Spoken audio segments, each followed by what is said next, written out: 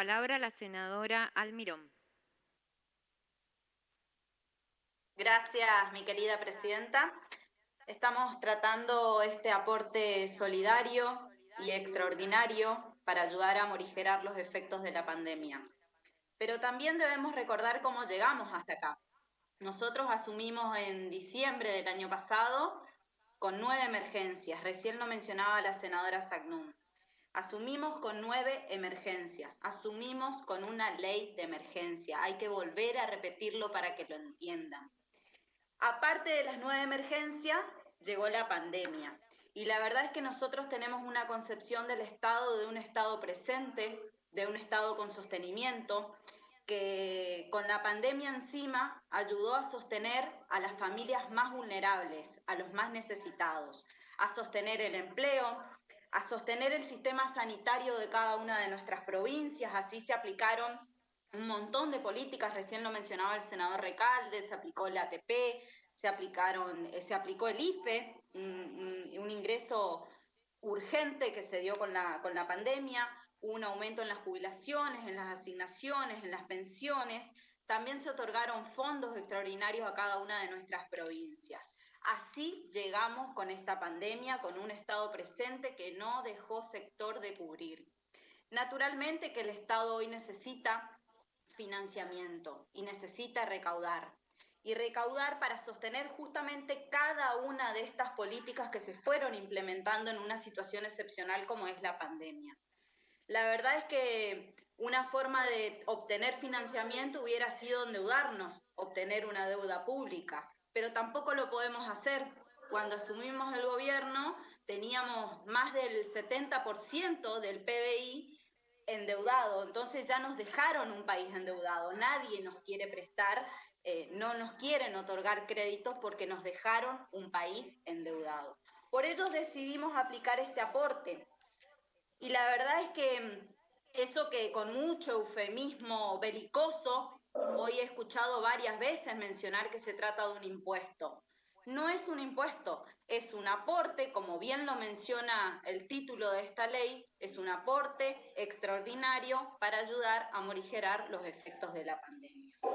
Y la verdad es que quede claro que no estamos hablando de la clase media como se trató de decir hoy, también de manera belicosa, no estamos hablando de los pequeños y medianos, las medianas empresas, no estamos hablando de los pequeños y medianos comerciantes, estamos hablando de 11.000 personas, un poquito más de 11.000 según lo que mencionó la titular de la AFIP, que son las grandes fortunas que tiene nuestro país. Estamos hablando de cambiar una mínima porción de privilegios para ayudar a todas las políticas de una gran población de la Argentina.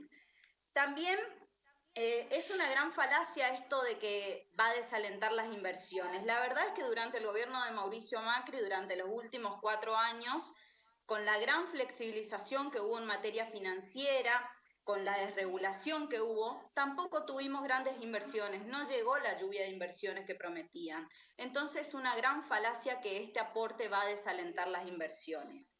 Y sí coincido con la senadora Elías de Pérez que nosotros tenemos que plantearnos algún tipo de reforma tributaria que beneficie a todo el empresariado, que beneficie a las pequeñas y medianas empresas. Nosotros muchas veces a lo largo de este año, tratando varias normativas, lo mencionamos, pero también debemos decir que esa reforma tributaria lo que tiene que desalentar es la evasión impositiva, cosa que no se hizo en los 4 últimos años. Esa evasión impositiva hizo que se pierda mucho dinero en la Argentina, que se pierda mucho dinero en la Argentina.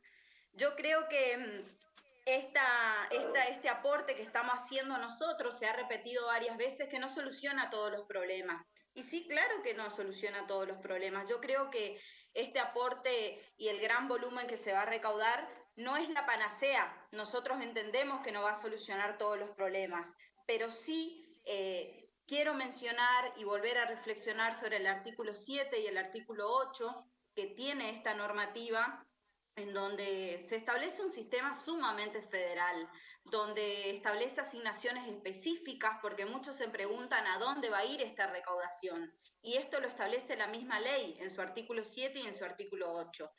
Miren, habla de equipamiento médico en un 20%. La verdad es que el día 1 de la pandemia, este gobierno ha centralizado la compra de insumos, la compra de respiradores, la compra de insumos médicos y se ha repartido con un criterio sumamente federal en las 24 jurisdicciones. Eso es importante seguir fortaleciendo y seguir manteniendo.